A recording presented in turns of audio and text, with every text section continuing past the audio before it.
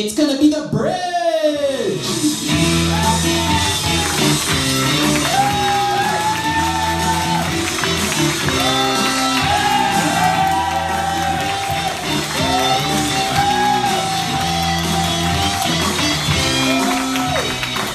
Everybody, welcome to the bridge. My name's Caleb. I'm Ting. We're so happy you guys came out to us. Give yourself a round of applause. Alright. Well, so Michael and I actually work together at a company called No Red Ink. I think some people here are from No Red Ink. So Michael is an incredibly talented poet, and he does slam poetry in the East Bay. And we are less talented improvisers from here in this very theater. And so the idea was we wanted to find something that we could merge together and take very, very opposite art forms and bring them to life on stage in front of you and kind of take you through like a roller coaster of emotion. Ooh, yeah. It's gonna be fun. Like you He's said, super excited about it. if you can't tell by my voice, I'm very excited. This is as excited as it gets. Like Caleb said, I'm going to be doing some poetry. We have another really great poet who's coming out I'll introduce in a second. Before we get there, I just want to kind of bring you into the space and give you kind of like an introduction of what a good audience is like for slam poetry. So just like, show of hands, how many of you have like witnessed slam poetry before? Can you turn the house lights on? Cool. Now I can actually see people. That's great. Great. So like, a good majority of you have like actually been to a slam, which is awesome. If you've been to like a really active slam, you know that we're not in a library. When the person is performing, it's okay to like interact with them. So if you hear something you like, what are you gonna do? You can clap. You can stomp here. You have nice little like raptor seats. You can stomp really easily. You can like make like grunts, like make itchy right there. It's not going to be very pretentious like that. You can do whatever you want to do. It feeds us, it helps, gives us energy, and it'll make for a better performance all around. So if you guys could do that, really appreciate it. So these are great poets, guys, and Mike, Ting, and I are putting the show on together. If this works out, we're going to be doing it every month on Friday at the same time slot. This is Mike Ting. We have another poet named Mike Taylor. Together, they were on a national team that got second place in the entire country in 2015. These are great poets. Let's welcome Mike Taylor to the stage. He's going to be our poet for the second half of the show.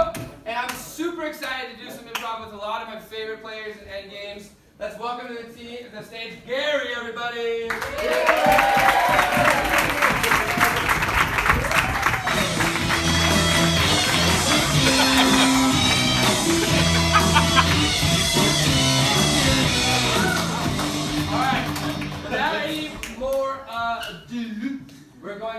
We're going to take a little seat around. We're going to put a spotlight on the stage. We're going to see Mike Ting give us some poetry.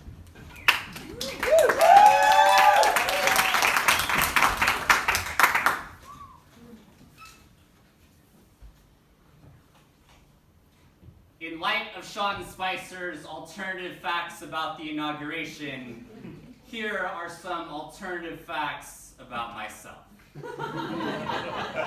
When I was born, I was the largest baby on record. I was so big, the doctor didn't spank me for fear that he would have gotten his ass kicked. I entered this world with blonde hair, blue eyes, a Tommy Hilfiger polo, and a pair of boat shoes. All you see now is an attempt at assimilating to a culture I've always wanted to call home. I'm fluent in 3 languages: Brazilian, Comic Sans, and Big Latin. My favorite Rush Hour movie is the 3rd one. Harold and Kumar were never my role models. I don't mind paying extra for guacamole, and I've never been ashamed at the shape of my eyes. My favorite color is white, or nude, or skin. Depends on the box I'm trying to fit in that day. Actually, who am I kidding? I don't see color. I see opportunity everywhere, all the time, because this world is just a series of locked doors I've been given all the keys to. Alternative facts, I've never been called a chink. Asked what your pet tastes like. Seen a quick burn light up a crowd at my expense. I never paid for my problems in blood or my fair share of taxes. I love the IRS. And I still believe in this country. This country believes in me, in my right to be here. We, who history missed, the ones that escaped the exclusion but banned nonetheless, from our own stories, from the few boxes we are allowed to fill, racist though they may be, every movie poster where our faces turn scarlet, red as replaceable, changed like good business, like common sense, like we don't owe you anything just for being here. Actual fact, Matt Damon doesn't believe you need diverse writers for a movie as long as there are a few black and brown bodies on the screen. Alternative fact, I don't need diverse role models in my life as long as there are a few Asian people on the TV. Actual fact, I was born with a full head of black hair. My eyes brown and open, wider than any child in the hospital. Fact, I still rewrite the parts of myself that don't sit well with the white audience. Alternative fact, I cast myself first now. Yes. I'm proud of the person I have become. Fact, this country will cut you out of a dream that is sold with your name on it. Label you too other for your own blood, but still accept your skin as payment. So I have a secret for you, America. Brought it with me all the way from China, found it atop of a temple, shrouded in mist, rolled it up into one of those little scrolls you like so much. I'll give it to you if you promise to believe me. It says, I'm half the things I want to be and all the things I'm trying to get rid of. Keep it. Truth is, I think it was meant for you.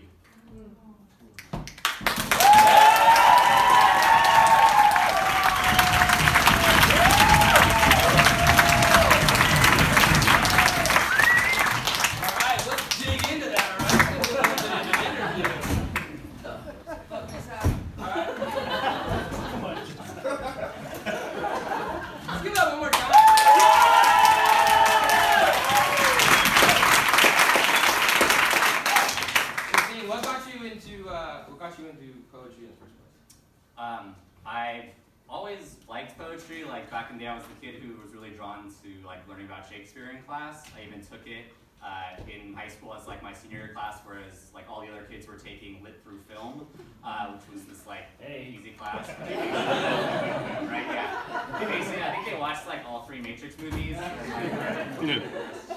yeah, I always loved it. And then in college, I started performing at this like quarterly open mic thing.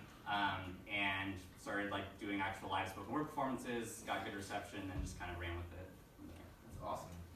What were you, you mentioned being the biggest baby in the world. What were you like as a baby? Fat. I was a little porker. My family actually, in order to boost my self-esteem, engraved a chair with Fat Boy on it. When you're like a medium-sized person in an Asian family, you're like fat. That was who I was. Do you have any other examples of your family calling you fat as you grew up? That was my nickname, so it was Fat Boy? How did you spell it? just F-A-T. Isn't your family here tonight? Yeah. Yeah!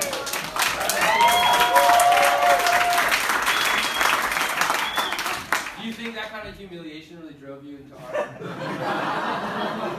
Yeah.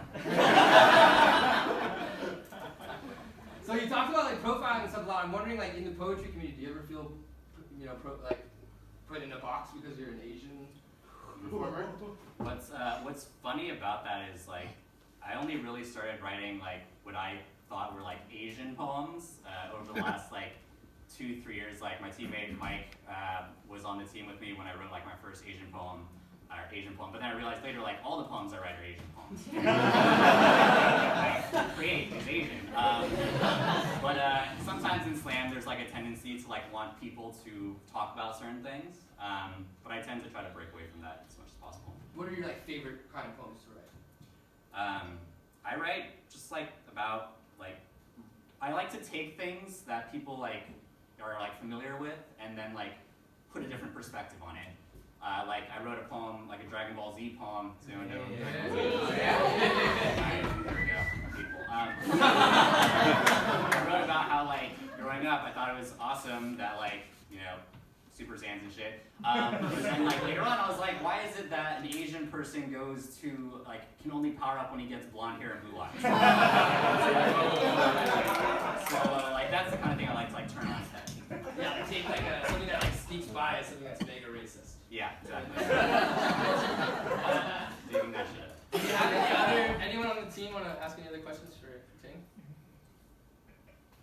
guys good? You guys? What about the audience? Does anyone have a question in the audience? Sasha. Do you think that people assume you like soup because you're Asian? Or phrased differently, what do you think is the worst stereotype about being Asian? That's phrasing it very differently. Phrasing. All right, this is the first time, so maybe we move forward. We don't take audience. This is very experimental, guys. Yeah, like you're part of like a first-time experience, so like that's history, like in the making right now. Tell your grandkids about this. But to like answer your question as like safe as possible. No, I don't think people like soup. I like soup because I'm Asian. I feel like a lot of people like soup. Because soup's delicious. The worst stereotype, jeez. Remember, we have to do comedy after this. Man, you really put me on this. It's like way more nerve-wracking than like performing. I guess I don't know, like typical stuff. Like I think the one that cuts the deepest is this like idea of like Asian male emasculation. That like we are somehow less than like, or we have, and what's worse about that is that it drives a lot of Asian males to like a type of like toxic masculinity where they have to like overexert, and that's probably the thing that like sticks to me the most. Like the other little like stereotypes over time, like bad drivers, or we eat a lot of animals, to be honest. Like we eat a lot of shit, but like most of them don't eat like dogs and shit. So like that stuff all kind of like dissipates, but it's the stuff that like sticks because I deal with that every day. I deal with the toxic masculinity in my own nature like every day. So that's probably the hardest. And Matt Damon saving. And Matt Damon saving. Give it a little time.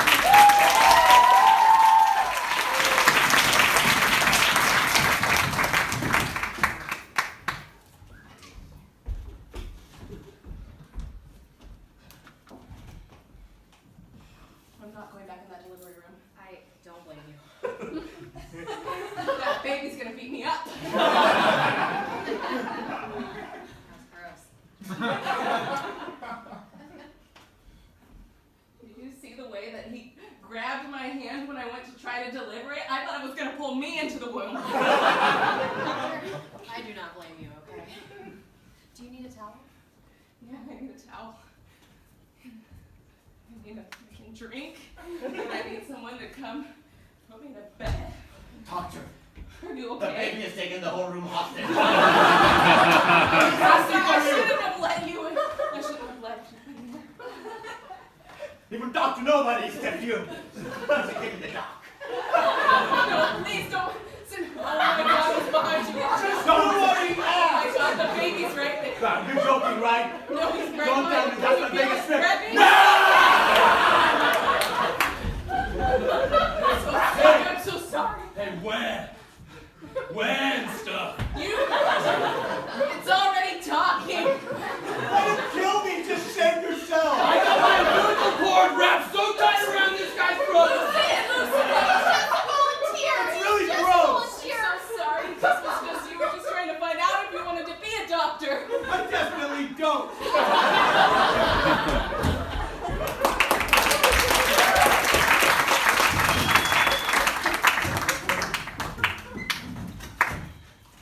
Hey man, first time in lit? Or sorry, It's your lit. first time. This is your first time? Yeah. It just seems you seem really old.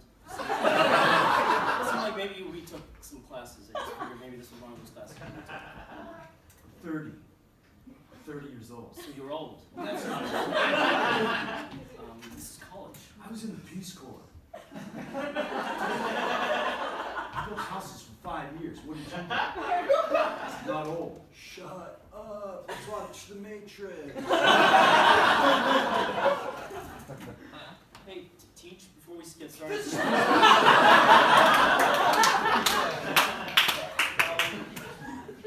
How old are you?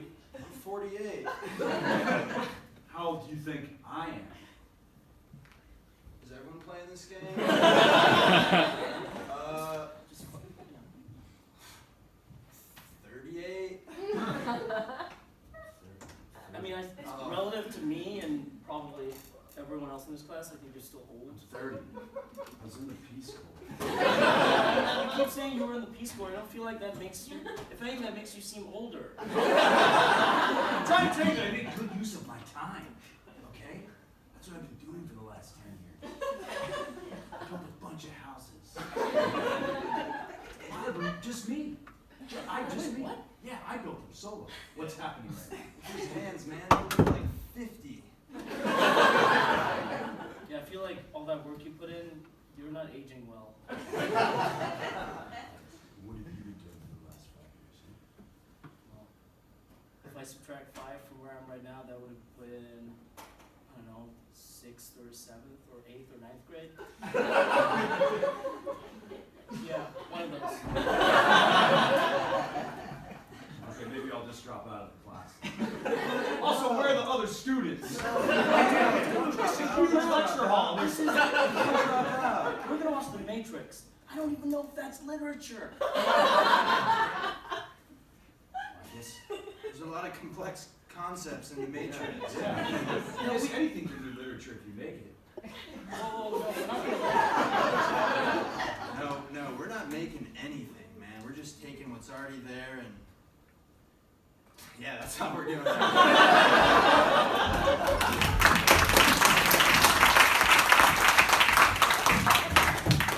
I know you hate when I make these lists for you, but I can't make it to the store later tonight, so I'm gonna need you to go for me. But I wrote all the groceries that we need on the scroll, and I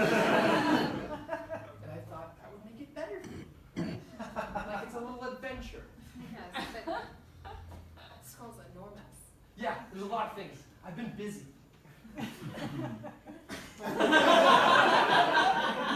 You're gonna want It to won't be careful. even fit in my pocket.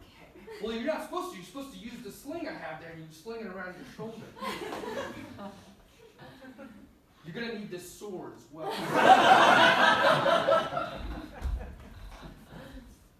Alright, do you need any help finding anything at the store, ma'am?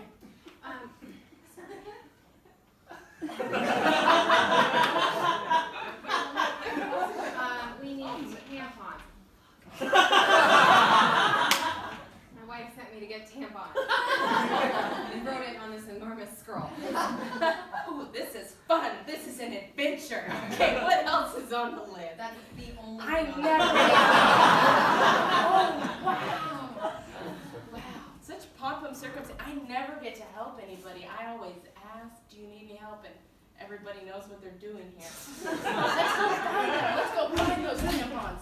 just stocking these cans of soup, and I heard somebody say adventure. We adventure. We got someone who needs. Oh my God, that's a And she scroll has with a sling. Oh yes. Draw out that sword and start charging the way. We'll point the direction. I feel like my wife's been here before. Oh, this is fun. Okay, yeah, take a left. Oh, yeah. Wait, let me put some boxes in our way so it feels like a real obstacle. Yar!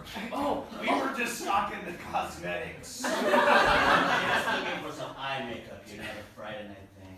If you say adventure. We got a couple of trolls that are blocking our path. The tampons are just beyond it. Oh, you be wanting the treasure, or you be having to go through us. Yes, I need tampons. Oh, Okay. good thing we have a strong sword bearing. What a brave soul to want tampons. Tampon is Sold for 10 years. I'm claiming this is Get it. Pete, by the way. I'm claiming this is Pete. Yar! This is the oddest Rite Aid I've ever been in. There be gold in those tampons. And they're chained up. Ooh, we're gonna have to beat a boss to get the key to the Okay, tampons. I'm gonna just start Whoa. walking. Oh, yeah. Can't So just close. approach Yeah, them you like can't that. just approach This them. is the tampons are right or behind that. something. People have not come this close to us for a very long time. It scares me. And again, I'm claiming this is Pete. This is fun. Yeah, so can we walk around you or Yar! Be careful, there's a giant crab behind me. oh, In a Rite Aid uniform. is he us? And or you? He's the giant crab of Rite Aid. You guys I already hate it. That means we have to go forward. We can't go back. Grab it. Get the high ground! Here's your fucking tail!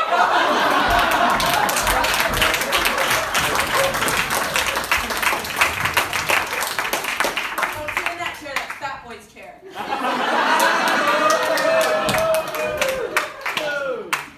That's why they're coming to dinner tonight.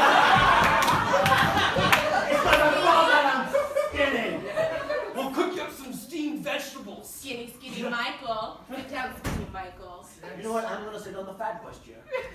No, you're I not. can do everything that the fat boys can do. I can do everything. No, you Hey can't. guys, the teacher's lounge is out of coffee filters, so whenever you guys get a chance, What just kind of- refill next time, okay? Come on, girl. It's like the momentum of our razz. We were like really razzing you, and now Break I'm you down. thinking about like I have a to-do item now. Good. Fat people. That's right. I'm gonna put a bunch of cream in my coffee. I don't care. I'm You gonna know, put I a bunch don't of care cream. either. I ran a marathon just the other day. You would. Sit down on your skinny bitch chair then. If you want to talk about running a marathon, why don't you sit down on the skinny bitch chair? Tell us about it. It I'm says it gonna right there. sit on the fat dog. You'll fall right through it. It has breathe room. It has slap breathe room. It will fall right through the I slap. can spread. It's crazy out there. The students are nuts today. I know, right? Sorry, I didn't see you for a second.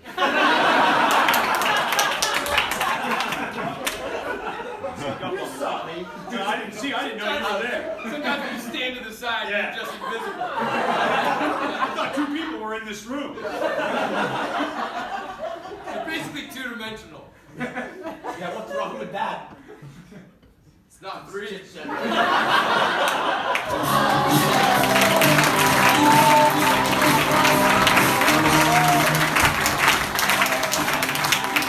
Alright, the second half.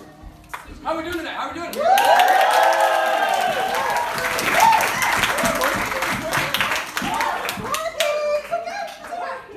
Alright, well next we're gonna do another awesome poem performed by Mike Taylor. So we get Mike Taylor on stage with his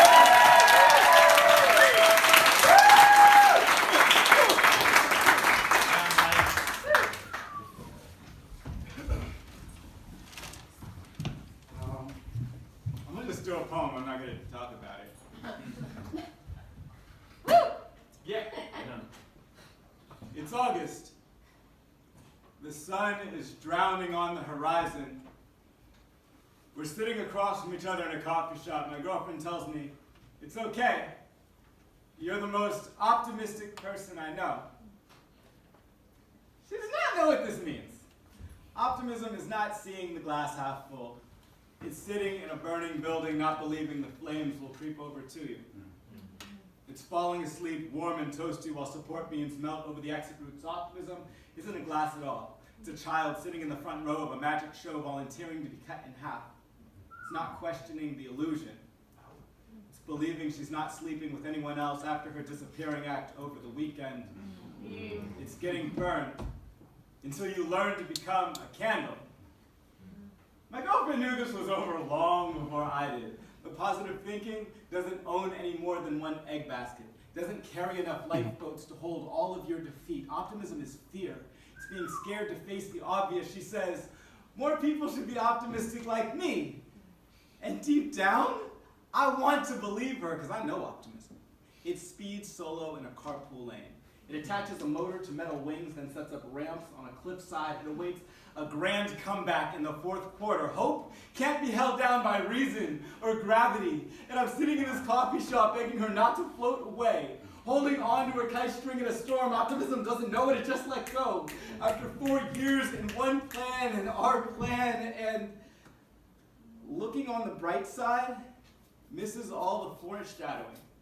Doesn't see the warning signs. The West Coast is due for another earthquake. The rent in San Francisco has never been higher. Optimism lives in a cacti. Doesn't dwell on tectonic shifts. Never feels the tremors. Doesn't see the breakup coming. Doesn't have an escape route. Last night you did not come home.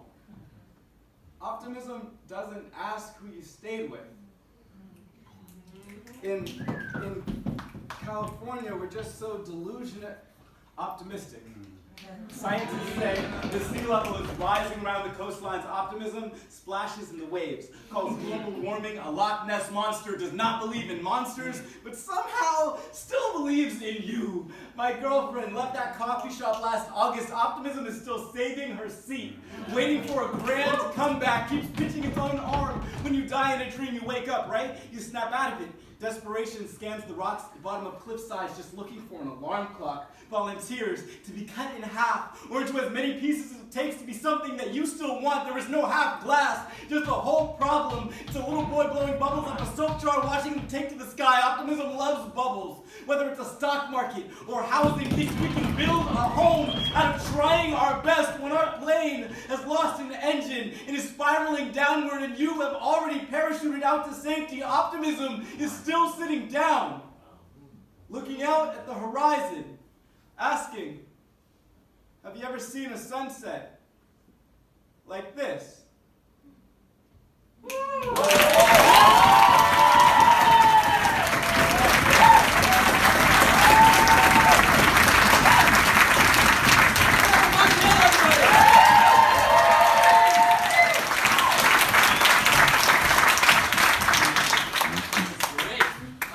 So would you consider yourself an optimist or a pessimist? Everyone wants to. I think I'm optimistic to a fault, always, even when I decide not to be anymore. So I'm a pessimist right now. Can you say that again? Because I don't understand that at all. I have decided to change into a pessimist. I'll let you know how. Why did you decide to change into a pessimist? I don't know. When you just like always keep getting your hopes up all the time, and then like people disappoint you, or you disappoint yourself, or like the IRS disappoints you, something like that. Let's talk about that. How did the IRS Okay, so I did my taxes. I run a nonprofit teaching kids how to do slam poetry. Writing, social justice, and stage performance. And I did my taxes on my own on TurboTax. Shout out to TurboTax. Pay us $10,000 to do this show. And after I did it, 2 years later, I get like, first it's like messages and then like calls at, they don't even call you during business hours. They call you whenever they fucking want to. And they're like, oh yeah, we reevaluated. They didn't audit me because I get to say something if they audit me. They just reevaluated my taxes and decided that I owed like $2,500 more. And I had like, I had thought I was doing a good job on like being an adult and paying taxes and like making that profile online and remembering my PIN and shit. But yeah, so that was disappointing. And that's when you became a pessimist. For the billionth time. So I'll ask a kind of similar question I asked Ting earlier. Was there a moment when you realized like, oh, poetry is my passion? Like, stupid question. I know it's so stupid. I got into poetry. There was this girl in high school. Yeah, no, she was like gorgeous, and I was already like saw her already. That's where it starts. And no, but then she was like performing this slam poetry thing, this poem that I was just like, if I didn't already love you, now it like kind of sealed it. But then I was just like, maybe I can try this poetry thing because I like to write stuff. So I wrote a poem, and it was really cool. It was like I wrote this poem over spring break and came back, and I was like, hey, Renee Garcia, do you want to, she's not here. Do you want to like help me like edit this poem or look at it? And then she was like, no. No, she didn't say no. She was like, yeah, when I have time, and then never had time. Wait, did the poem have anything to do with her? No, it didn't. No, it didn't. But then I kept doing it because I also liked poetry. And y'all can't like tell her this, but anyway. You know we wouldn't have been able to if you didn't say her full name. But then, so we go. This is like 2 years later. We go on a senior trip to like in New York to the New York Poet Cafe, which is like the biggest poet cafe in the country. And we both compete, and I get like 3rd place. And she gets like 14th place.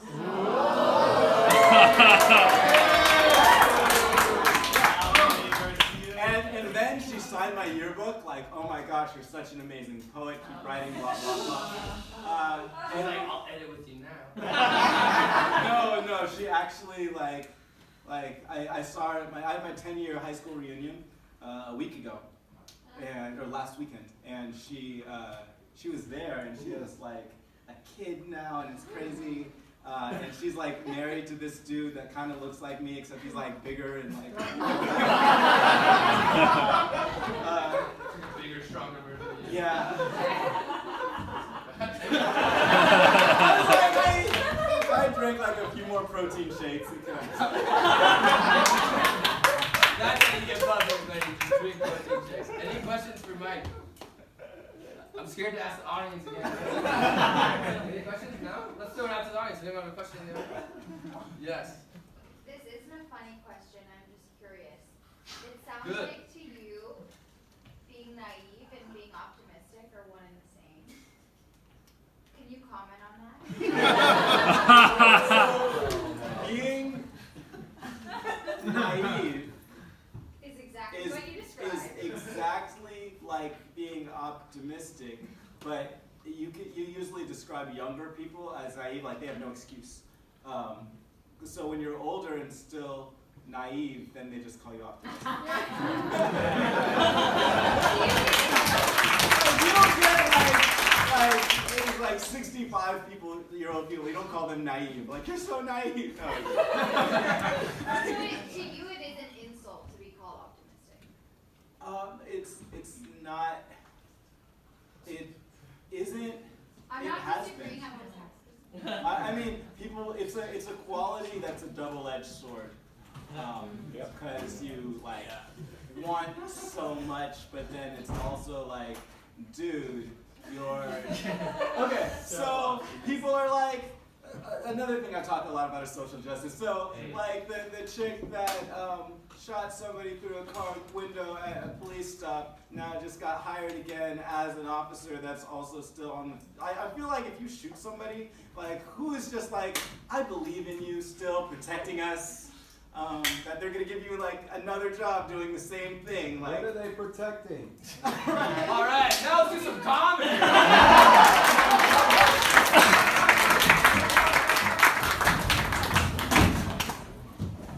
Dude, what? Dude. What? I have a new girlfriend. No fucking way. Yeah, I do. Her name's Sarah Michelle Alexander. Sounds like a real name. You must have a girlfriend. Yeah, she's a real person and everything, dude. Sarah Michelle. I think we're in love. Man, really? Yeah. Damn, how does it feel? It feels great. I feel so good. I feel like I'm so full of like hope. You know, like she like lifts me up, you know? Hey guys, this Burger King's gonna be closing.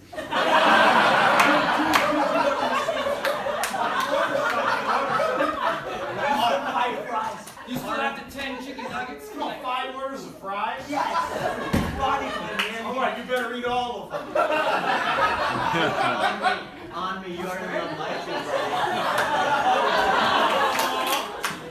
Sarah Michelle. Do you mind if I look her up on Facebook and just check out her pictures or something? That's how I became her boyfriend. Yeah, I just saw her. saw her from a distance. And I was like, oh my God. Ooh, so romantic. Yeah. In a jazz club or something? Yeah. And so I played it all out of my head, now we're going out. Hey, is one of you guys driving a car with a license plate that says, I'm a player? Because you're in the handicap spot. Got a club foot. Your eyes are coming up. We're closing in 3 minutes. Thank you. Pretty excited. So fucking excited about that. Yeah, what's wrong with you, man? Dude, I looked up some people too. You did? But it's not happening right now. You're not going steady then, ever? No, not yet. But I've scoped some stuff out. You did? Yeah. You say you scoped or sculpted? I'm just looking around. Yeah. Just, wherever my eyes meet someone. Yeah. The chickies, man, if I could be real with you. Such a great man. Don't move, but breathe. I'm scared if I look, I'm already dating somebody. I can't look. I know you're a player. If I look at her, she's gonna go out with me, Josh. Don't look. I'm not gonna look.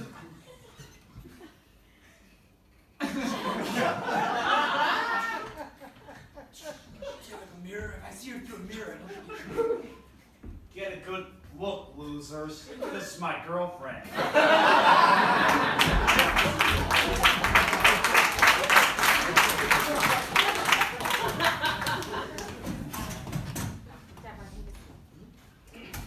What's the matter? Me and all the girls, All the girls and I?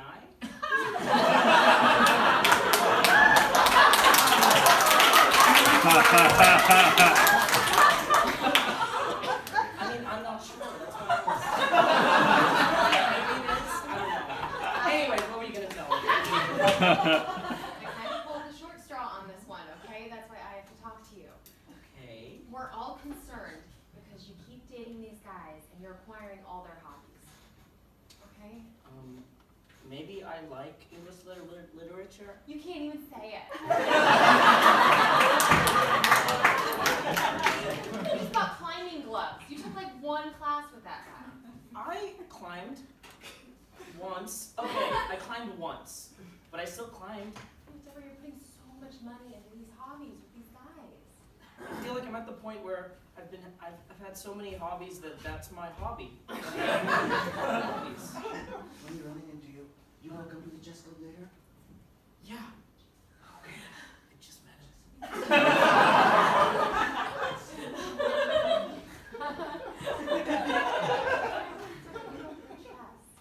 I mean, I will once I'm done with this literature bullshit. Deborah, show me what's in your purse right now. Okay? I just need to make a point.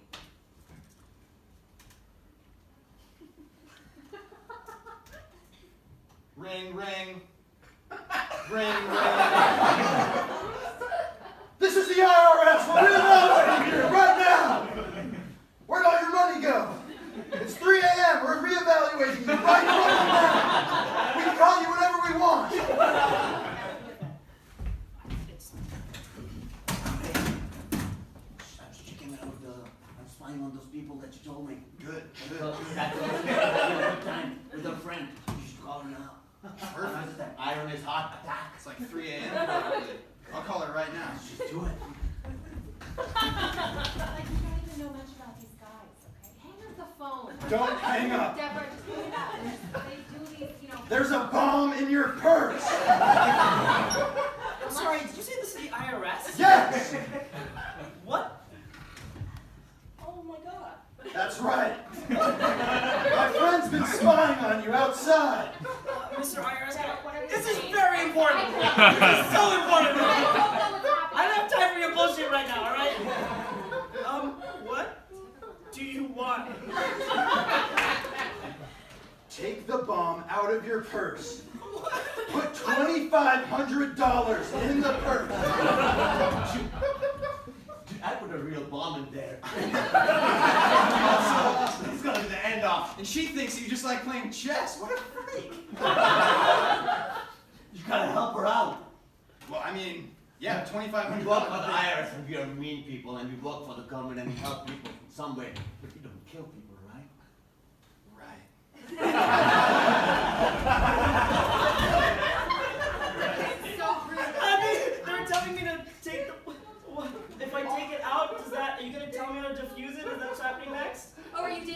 lawmaker now? Look, we work for the IRS, which means we work for the government, which means that we're trying to help people, but if we don't help people, then we'll end up hurting people. If we're not doing anything scary, we're going to do something scary. You get it? I didn't understand anything you just said. Can you say that again? Deborah, that's a real bomb. Wait, it's real? It's a real bomb. It's counting down. It's beeping. You guys, this Burger King's gonna be closing.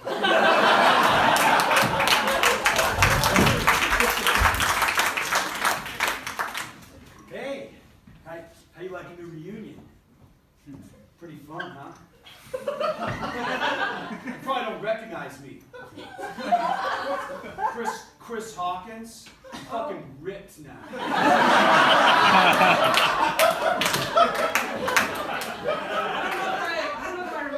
Yeah, we were in 10th grade film theory class. I was pretty small back then, but now I'm ripped. I'm a sales rep for Orange Theory Fitness. It's like you design your own plan type fitness place, and it's also orange. I've heard of that. Yeah. I don't really work out anymore. You don't work out anymore? Yeah, when I stopped I turned my ankle cheerleading. So ever since then, I haven't really been able to run on it. And But you look great. Thanks, yeah. Was that Mrs. Stokes' class? Mrs. Stottweiler. Oh. Hey guys. Are you sure? Hey, I know it's not like a normal reunion, but after you pick up your name tag, just go place your order at the counter, find a seat, and they'll bring it to you, okay? Thanks. Go Burger King.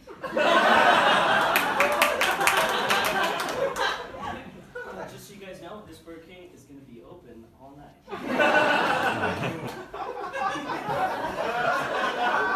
Look, I don't know if you remember, but I asked you out on a date when we were in 10th grade. I don't remember that at Never all. got it. How did you ask me out? Oh, you're catching up. So. Yeah. What's your name again? Oh, Chris Hawkins. You look just like me, except even more ripped than I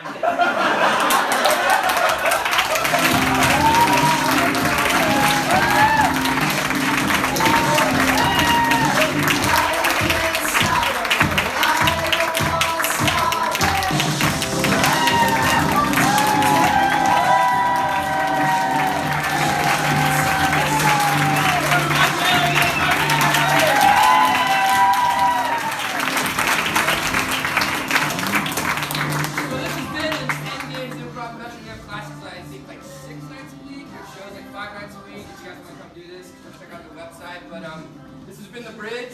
Really excited to be doing this with